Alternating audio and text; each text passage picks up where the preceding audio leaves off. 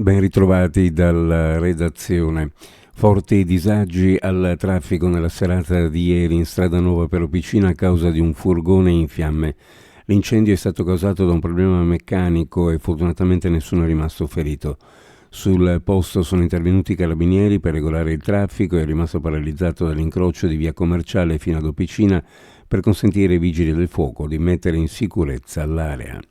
Nell'ambito dell'attività di prevenzione e contrasto allo spaccio e al consumo delle sostanze stupefacenti attuato dal Comando Provinciale Carabinieri di Pordenone, i Carabinieri di Aviano hanno svolto specifici servizi nel comune di San Quirino, finalizzati al controllo soprattutto dei giovani.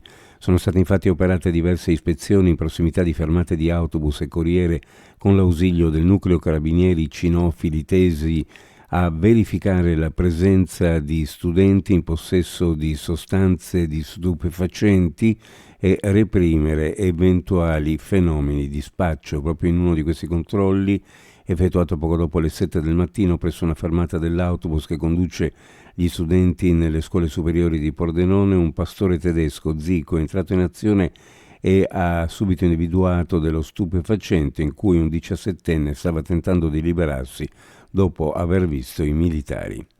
Era il 18 ottobre di un anno fa quando la Presidente del Consiglio Giorgia Meloni comunicava la decisione del governo di ripristinare dal 21 ottobre, 3 giorni dopo, i controlli alla frontiera tra Italia e Slovenia.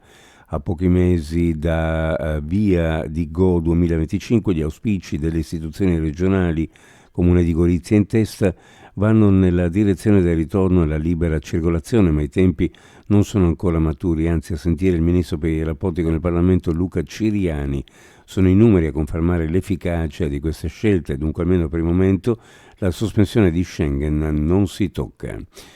Rete Ferroviaria Italiana comunica che eseguirà importanti interventi di upgrade tecnologico e potenziamento infrastrutturale sulla linea Venezia-Trieste per consentire l'operatività dei cantieri. Sarà necessario sospendere la circolazione dei treni fra le stazioni di Portogruaro e Monfalcone dalle 23 di venerdì alle 6 di domenica, nel weekend del 26-27 ottobre, poi del 9-10 novembre, 16-17, 23-24 novembre, 14-15 dicembre 2024, con pesanti modifiche sulla circolazione ferroviaria.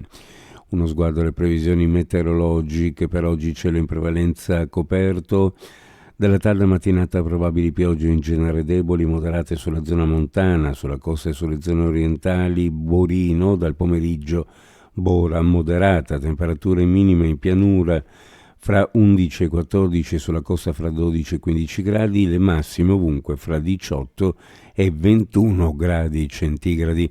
Previsioni a cura di ARPA e FVG Meteo. Ed è tutto per il momento con l'informazione, grazie per averci seguito, a più tardi.